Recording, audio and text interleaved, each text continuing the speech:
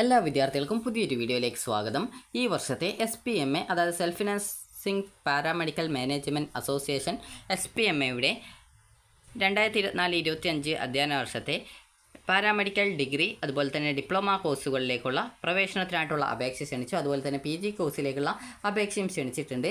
അപ്പോൾ വിദ്യാർത്ഥികൾക്ക് ഈ ഒരു SPMA വഴി അതായത് SPMA.in വെബ്സൈറ്റ് വഴി നിങ്ങൾക്ക് ഈ ഒരു BSc മെഡിക്കൽ ലബോറട്ടറി ടെക്നോളജി അതായത് BSc MLT, BSc ഒപ്റ്റോമെട്രി, അതുപോലെ തന്നെ BSc പെർഫ്യൂഷൻ ടെക്നോളജി, അതുപോലെ തന്നെ bachelor of cardio vascular technology, അതുപോലെ തന്നെ ബാച്ചലർ ഓഫ് ഡയാലിസിസ് ടെക്നോളജി, അതുപോലെ തന്നെ BSc ന്യൂറോ ടെക്നോളജി എന്നിങ്ങനെയുള്ള കോഴ്സുകളിലേക്കും അതിൻ്റെ MSc കോഴ്സുകളുണ്ട്. അതായത് MSc കോഴ്സുകൾ അതിൻ്റെ ഇതില്ല, just master of hospital administration, master of optometry, അതുപോലെ തന്നെ MSc MLT പാത്തോ, അതുപോലെ MSc MLT ബയോ, അതുപോലെ തന്നെ MSc MLT മൈക്രോ എന്നിങ്ങനെയുള്ള കോഴ്സുകളും, അതുപോലെ ഡിപ്ലോമ കോഴ്സുകളായിട്ടുള്ള diploma in medical laboratory technology DMLT, അതുപോലെ തന്നെ diploma in radiological technology radio diagnosis DRT RD, അതുപോലെ തന്നെ diploma in cardiovascular technology DCVT, അതുപോലെ diploma in operation theatre and anaesthesia technology DOT and AT, അതുപോലെ diploma in dialysis technology DDT, അതുപോലെ തന്നെ diploma in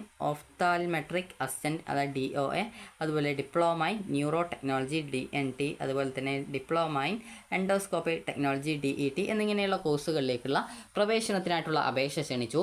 വിദ്യാർത്ഥികൾക്ക് July 25-ാം തീയതി വരെയാണ് ഓൺലൈനായിട്ട് ഈ ഒരു അപേക്ഷ സമർപ്പിക്കാനായിട്ട് സാധിക്കുക.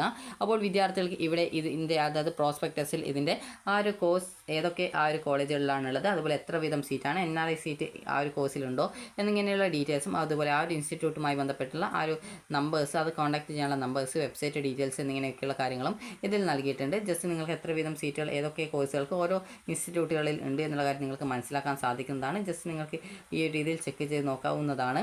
അപ്പോൾ ഇങ്ങനെ ചെക്ക് ചെയ്ത് നോക്കുമ്പോൾ നിങ്ങൾക്ക് അതായത് ഏകദേശം 24 കോളേജുകളാണുള്ളത്. അപ്പോൾ ഏതൊക്കെ കോളേജിൽ ഏതൊക്കെ കോഴ്സുകളാണ് ഉള്ളത് എന്നുള്ളത് നിങ്ങൾക്ക് ഇത് നോക്കുന്ന സമയത്ത് കറക്റ്റായിട്ട് മനസ്സിലാക്കാം. അപ്പോൾ നിങ്ങൾക്ക് ഈ ഒരു അപേക്ഷ സമർപ്പിക്കുന്നതിനായിട്ട് അതായത് ഒന്നുകിൽ നിങ്ങൾ ഇന്ത്യക്കാരായിരിക്കണം, അതുപോലെ തന്നെ നിങ്ങൾ or depends of non resident Indians എന്ന് പറഞ്ഞുകൊണ്ട് കൊടുത്തിട്ടുണ്ട്.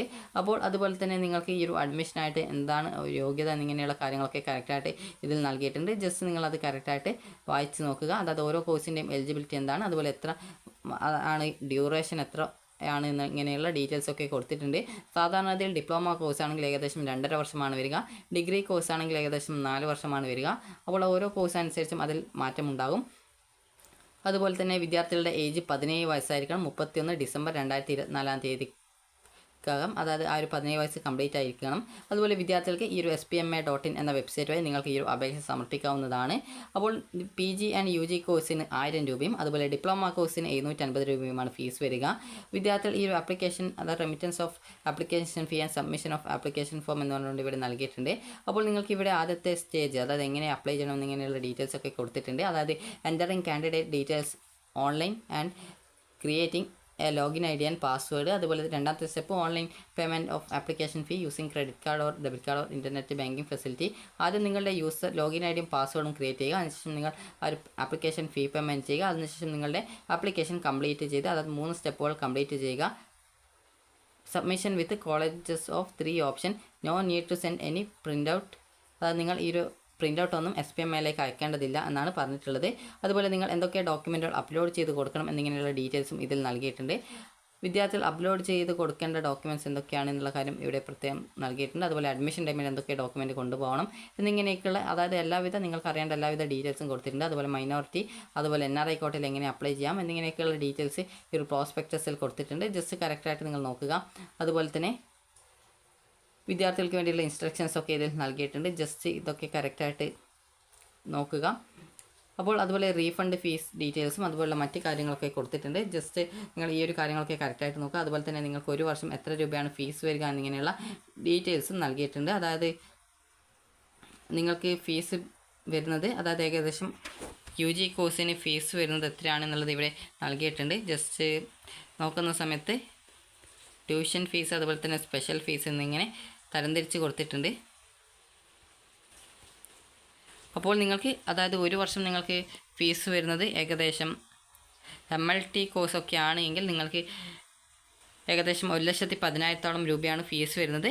അതായത് ആദ്യ വർഷം 93,000 രൂപയും അതിനുശേഷം സ്പെഷ്യൽ ഫീസ് ഇനത്തിൽ 15,000 രൂപയാണ് വരുന്നത്. അതുപോലെ ഒപ്റ്റോമെട്രി ആണ് എങ്കിൽ നിങ്ങൾക്ക് ഇതേ രീതിയിൽ തന്നെയാണ് ഫീസ് വരുന്നത്. ആദ്യ വർഷം നിങ്ങൾക്ക് 39,500 രൂപ സ്പെഷ്യൽ ഫീസ് വരുന്നുണ്ട്. അതായത് ഏകദേശം നിങ്ങൾക്ക് ഈ ഒരു 1,10,000 ആ ഒരു റേഞ്ചിലാണ് ഫീസ് വരുന്നത്. അതുപോലെ തന്നെ 4 വർഷത്തെ കോഴ്സുകളാണ് ഈ ഒരു BSc കോഴ്സുകളൊക്കെ വരുന്നത്. അപ്പോൾ വിദ്യാർത്ഥികൾ ഈ ഒരു പ്രോസ്പെക്ടസ് കറക്റ്റായിട്ട് നോക്കിയിട്ട് നിങ്ങൾ ഈ ഒരു അപേക്ഷ നൽകാനായിട്ട് ശ്രദ്ധിക്കുക. അതുപോലെ വിദ്യാർത്ഥികൾക്ക് ഈ ഒരു അപേക്ഷ നൽകാനുള്ള ആ ലാസ്റ്റ് ഡേറ്റ് 25-ാം തീയതിയാണ്. റാങ്ക് ലിസ്റ്റ് വരുന്നത് ജൂലൈ 28-നും അതുപോലെ ഫസ്റ്റ് അലോട്ട്മെൻറ്റ് 28-ാം തീയതിയാണ് ജൂലൈ വരുന്നത്. അതുപോലെ തന്നെ നിങ്ങൾക്ക് കോളേജിൽ ജോയിൻ ചെയ്യാനുള്ള ഡേറ്റ് എന്ന് പറയുന്നത് 30-ാം തീയതിയാണ്. അപ്പോൾ വിദ്യാർത്ഥികൾക്ക് ഈ ഒരു വീഡിയോ ഉപകാരപ്രദമായിട്ടുണ്ടെങ്കിൽ ലൈക്ക് ചെയ്യുക, ഷെയർ ചെയ്യുക. Thank you.